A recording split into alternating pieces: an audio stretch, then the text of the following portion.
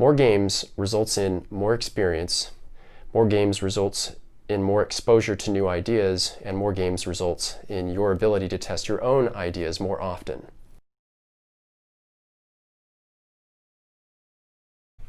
Hey everyone, the Good Captain here. Welcome to another video in my In Defensive series, and today's video focuses on AAA, both the platform itself and to a lesser extent the community behind it.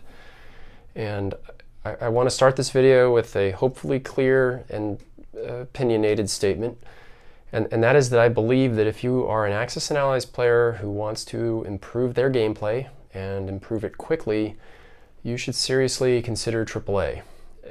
Furthermore, it's my belief that this segment of the community are underrepresented and underappreciated, but still are probably the most influential group in Axis and Allies when it comes to actually testing whether strategies work or not.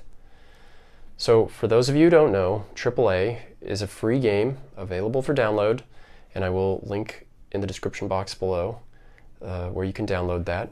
And this game is host to nearly every version of Axis and Allies in the canon and some custom designs as well.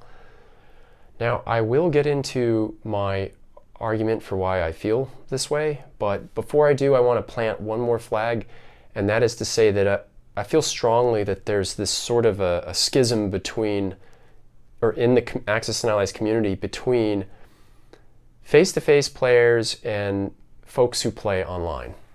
And my evidence for this is the following. I polled, I think the two largest Axis and Allies Facebook pages, but anyway, I polled 2 Facebook pages and got a pretty substantial result. As you can see here, most of the folks, at least on Facebook, say that they play Axis and Allies face-to-face, or solitaire, I guess, more than anything else. And the other piece of evidence is that if you go onto YouTube and you just type in Axis and Allies strategy, what you get is a huge catalog of face-to-face players describing their best assessments for how to perform first-turn strategies, demonstrating tactical situations, or just talking about Axis and Allies in general. What you do not see or hear is much content from the online community, and there is a small bit from the Steam version of Axis and Allies, but nobody is really talking about first-turn strategies in conjunction with actual odds and percentages, and certainly nobody is using AAA as a backdrop to demonstrate strategy. So that's my evidence for that statement. I just wanted to kind of throw that out there to keep it in your mind while we go through the rest of this video. So now I'm going to try to convince my face-to-face friends, followers, and fellow Axis and Allies players to consider playing online, to say nothing of AAA just yet. What is the argument for playing online? So most of this is going to be pretty obvious, so I'm going to kind of rip through it pretty quick, and then I'll try to kind of tie it together. The biggest advantage to playing online is ease of use. Everything is click to open, click to close. Games can be played and saved at will. They can be started and stopped at convenience. They don't take up any space. Everything stays clean, neat, and orderly.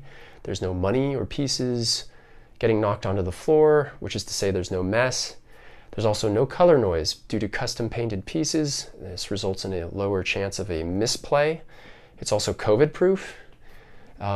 All of this translates into a few different benefits for Axis and Allies players looking to up their game and win more, even in face-to-face games. And why is that? Well, basically, all of these factors allow an Axis and Allies player to play more games more often and even simultaneously.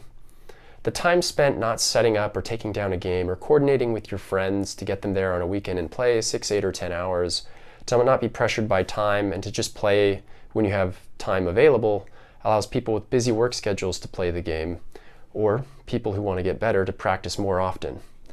More games results in more experience. More games results in more exposure to new ideas, and more games results in your ability to test your own ideas more often. So here's why using AAA specifically is, in my opinion, probably the best way to play online. So point number 1, as I stated in my intro, AAA has nearly every game in the Axis and Allies canon ready to play at the touch of a button.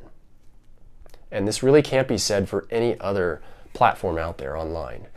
It's also free. Point number 2, you can play AAA by email, you can play it live, or you can play it by forum. Point number 3, it has the most onboard tools to help understand what's going on in a game at the economic level, as well as, of course, the battle calculator, which helps at the tactical level, all at the touch of a button.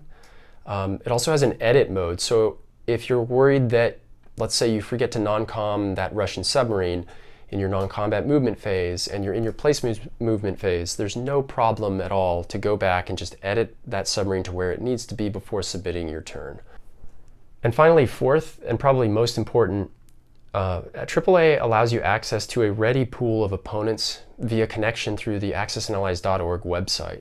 The .org website and AAA are very intertwined, and this is great because when you throw up a flag asking to play a game of, say, Axis and Allies Anniversary Edition, you'll get responses in a fairly timely manner, and the people that you're playing against, at least in my experience, are very rarely third-rail players. They're usually pretty good players who are interested in just playing a good game of Axis and Allies. On top of this, everyone so far to me has been very helpful and very friendly. So I feel at this point it's probably worth just sharing my experience into AAA and through it, because I used to be very skeptical of online players.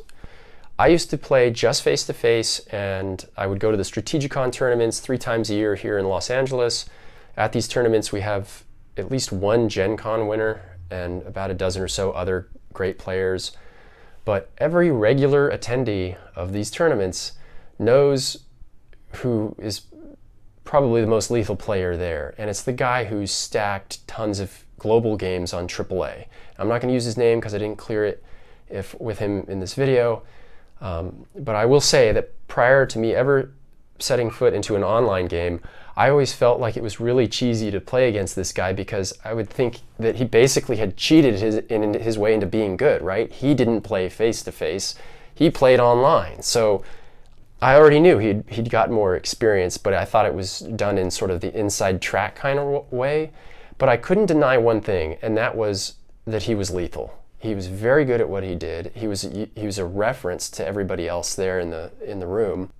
And so I knew from that point, if I ever thought I had a good strategy or an idea in Axis and Allies, that I would probably have to go online to test it, because online play is the acid test of combat.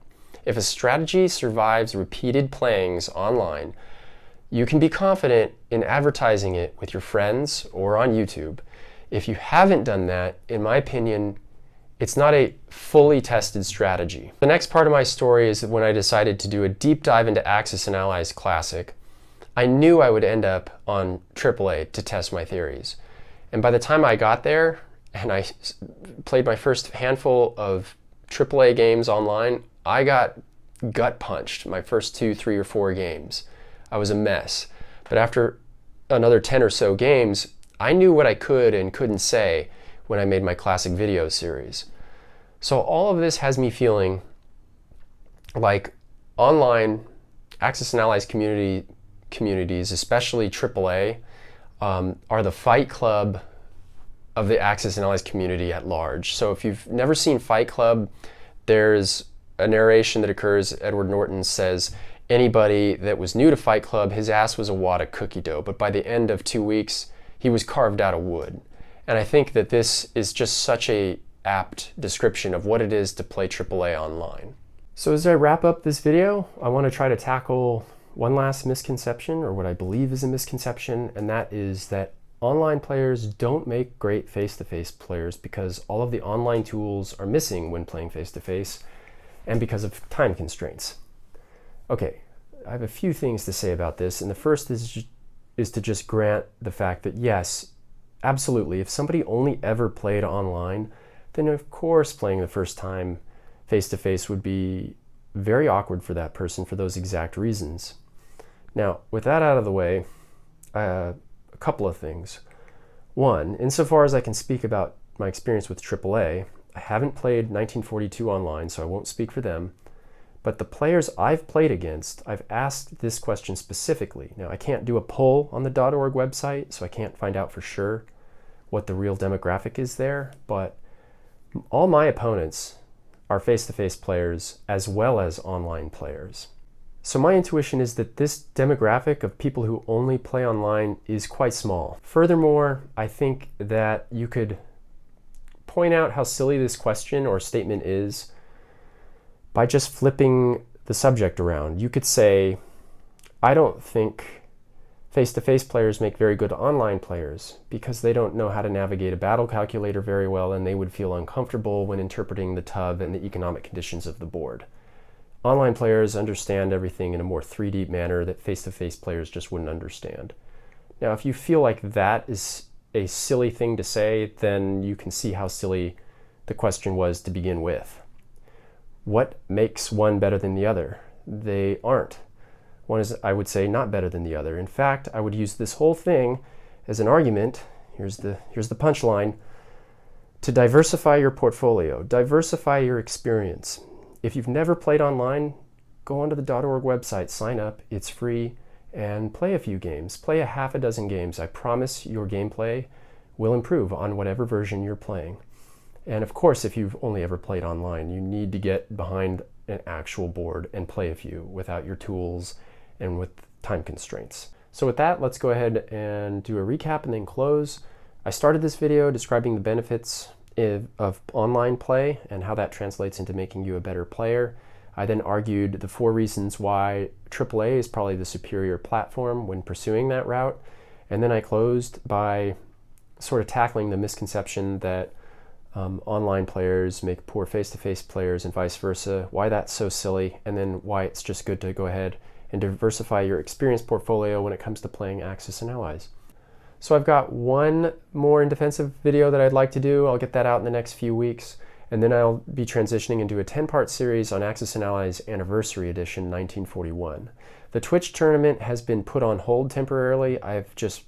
That was one project too far for me, but more details to follow. So thank you for watching this. All the best from the good captain, and bye-bye.